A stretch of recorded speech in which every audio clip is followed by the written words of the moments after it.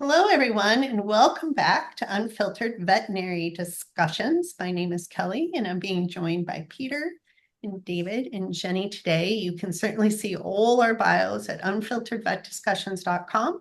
And while you mosey over there, please check out our socials and follow us on those as well as any podcast channel that you regularly follow. We look forward to hearing from you there.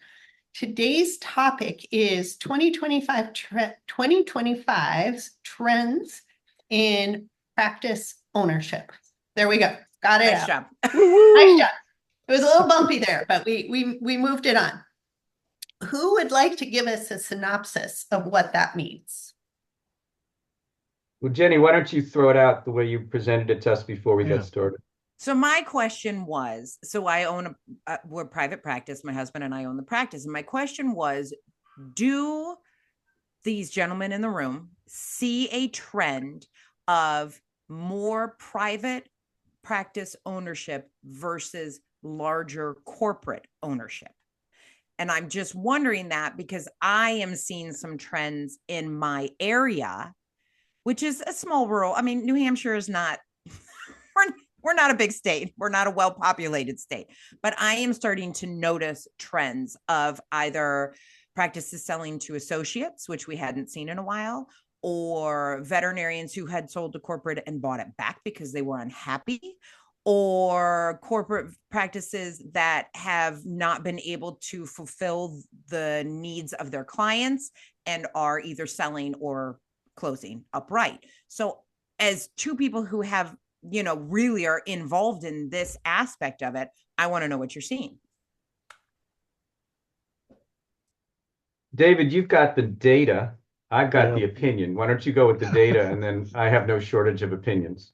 So in the last several years, and all the corporate transactions get the attention, big dollars, big practices, and corporations are always going to be there. We are starting to see increased corporate activity.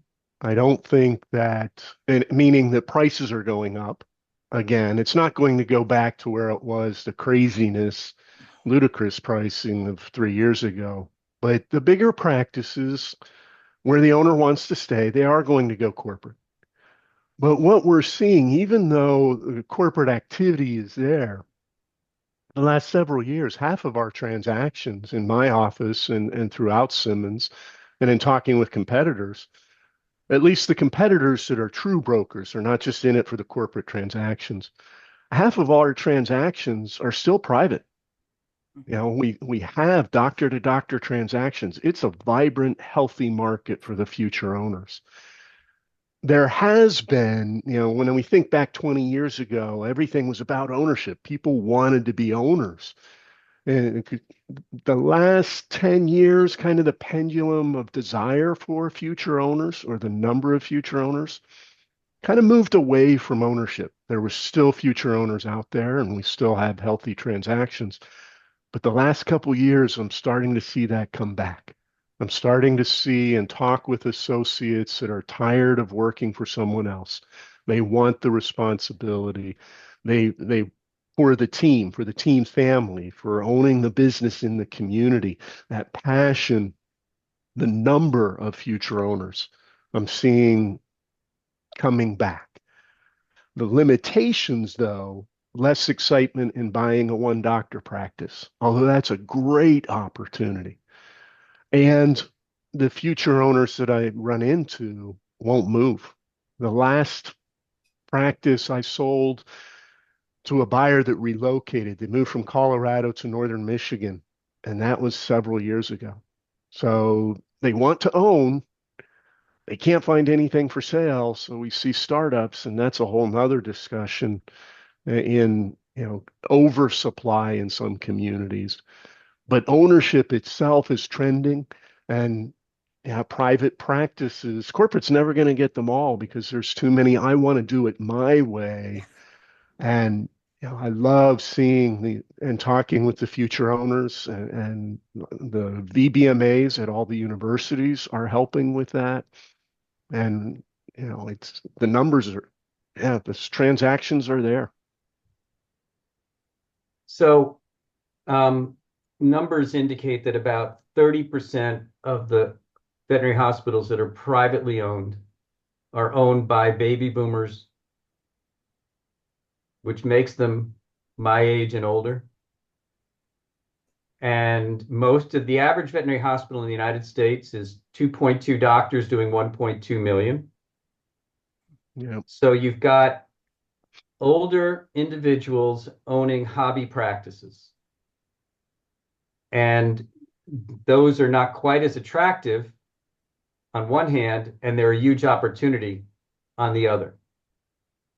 But, and I was talking to a colleague who's up in the Central Valley of California, which is not the beach communities, it's the farm communities, and it's less attractive, and they have a much harder time finding veterinarians because, who's going to relocate to the cold of northern Michigan when they could be in the coast of California? I know That would be the same problem we're having. Right. So it's an interesting time. About a third of the veterinary students in my class are interested in ownership. In fact, I gave them a new final project. Melissa Edwards came in and spoke, and she challenged them to write a business plan. And it wasn't part of what I was planning to do, but I got about 20 business plans from third-year veterinary students with unique, different business models, some of which weren't veterinary. One was really cool. It was a doggy daycare climbing center where you could bring your dog to daycare and go climbing.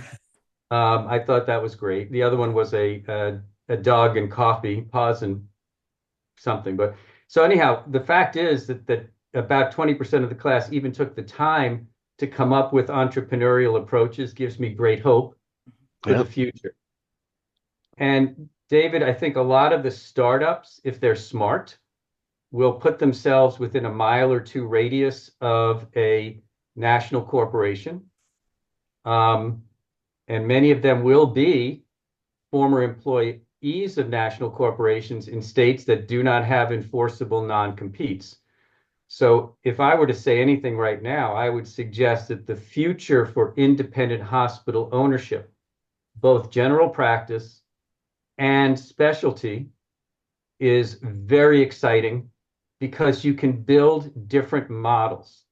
Yeah. What has happened in the past is we tried to be everything to everybody instead of looking at Marriott, that basically has the cheap Marriott, the base Marriott, and the Ritz-Carlton.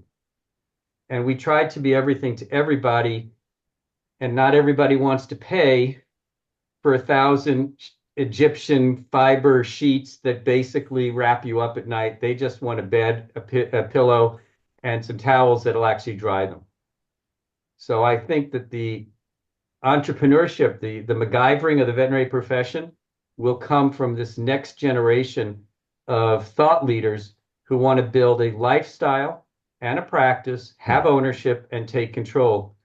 And not to be self-serving, but next week I'm doing a talk on the top 10 fallacies of practice ownership, which goes into the fact that owning a practice doesn't mean you're giving up your life. It means you're actually taking control of your life. No, I agree. I think, if as long as the purchase price is fair market value, the practice profit pays for the practice. The rent pays for the mortgage. So your household doctor compensation takes care of the household. That's why we have veterinary specific lenders. Buyers get 100% financing. There's no money down, whether it's a $200,000 practice or a $4 million practice. No other business, no other industry has 100% financing. I mean, it's so there are no barriers to becoming an owner. What I tell folks is yeah, it's all up in here, and I you don't become an owner because of the money. And we talk about finances and the three E's and economics. The money is not going to sustain you through the challenges of ownership. It's tough, but you're not alone. And that's one of the things I try to encourage folks that are on the fence of ownership. Even buying a one doctor practice, you're not alone. Medically, you've got Vin, you've got your colleagues. Management wise, there's all the veterinary consultants out there to help with payroll, accounting, strategic planning, everything VHMA offers, and so many owners and managers that are there that you're not on an island, and you need that community of owners to really provide that support. And so when people's eyes open and they realize that they can become an owner with support, Yep. wow. And there's so many good practices out there that have this solid foundation, but the owner's out of gas, so they're not taking it up. And the opportunities to improve a practice, the average profitability of a practice is 10 to 12% of revenue, which means half of all practices, it's less than that. The opportunity to buy that practice and pay attention to it and fix it, and now the cash flow is way over what's needed to pay the debt. You're talking about changing your lifestyle, you're accomplishing goals. Ownership just primes that pump. And if you buy the right practice, and that is what's super important, meaning the practice that's a similar standard of care, because clients they select based on what they've been taught. And as long as you keep that standard of care the same, we can take one doctor out and put another doctor in. Nothing changes. That goodwill transfers. There's a lot of misinformation out there uh, as well. But yeah, for the future owners that are listening, you're not alone. Get the education. The opportunities are there for sure. I think the fact that you said that there is a community, the big thing is you have to be willing to talk to that community. Yeah. You have to be willing to put yourself out there and say, hey, I'm in, like, I have been a member of a managers group for the last, I think, 11 years. And we're all practice managers in the same area. So we all have the same type of clients, it really, yes, we're like, my practice is the only mixed animal practice, but still, it is a group of people that we meet every 6 weeks. We talk about things. We have, we're not alone. Simon and I decided to do a startup as opposed to purchase a practice because we had in our head how we wanted it to be. And literally 2 nights ago, we're sitting around the dinner table and we were both going, I don't think we could work for anybody else because we know how we want it to be. We know how we want to utilize the team, make them feel loved and respected. That therefore goes on to our patients and our clients. We have high retention for our team. We have high retention for our clients. We're not in it for the money, no matter what anybody thinks, and I don't know that I could go work for anybody else now. And I think that is the beauty of owning your own practice, is that you get to say, this is what I want to do. Peter, I think it's awesome that you had students come up with, not you, but in your class, come up with these business plans, because even if they never thought, I want to own a practice, it gets those wheels turning like, oh, I could do this. I could, open up a luxury boarding facility with my practice. I could open up a climbing wall, which I think is amazing. For a while I said, babe, we should put a red before Netflix and all that. I'm like, we should put a red box out front so people can pick up videos or, while they're, and put a pawn shop next door too, for all the people who say, I don't have the money for this. But, you can start to really, like, there are so many ideas. Why not? Nobody's telling you no, except for you. They are telling them no. They are. The students hear it. You don't want to own a practice. Who the is corporate telling them folks no? are out there saying you don't want that responsibility in the evenings and the weekends. Yeah. That's bullshit. But it's social. Sorry. It's fine. It's social conditioning is the biggest no. Yeah. It may be the unspoken conditioning. It may be their parents who are like, oh, honey, I don't want you to work that hard and give up the quality of life. So it's not just like an authority figure coming and saying, no, you can't do it. It's embedded everywhere that you shouldn't step out of the box and go, hell, why not? I mean, I was just thinking about this morning, and we've talked about this before with Stacy, is when did we get taught that we can't fail? When did we get taught that we can't try something? Can't risk it. Yep. Yeah, can't risky. Where did we go? Ooh, no, you're setting yourself up for failure and you're not smart enough. It's all the negatives. So yes, they do hear no, Jenny. You personally don't do no. I'm pretty Well, sure. I just don't listen to it when people tell me no. That's not an option for me. And I guess here's the thing for anybody who's listening, you have 4 highly successful people here who are saying yes. Yes. So screw the rest of them and listen to us. Can I say that? I feel like I can say that. Yes. There's the 4th E by the name of Jenny. She's known as the extrovert. So that is true. All right. So let me try to put a bow on this in the sense that David said it well. When I opened my hospital in 1989, I did not have access to a success team that I could tap into to help me understand marketing, accounting, human resources, etc. There is no shortage of skilled people to be on your team.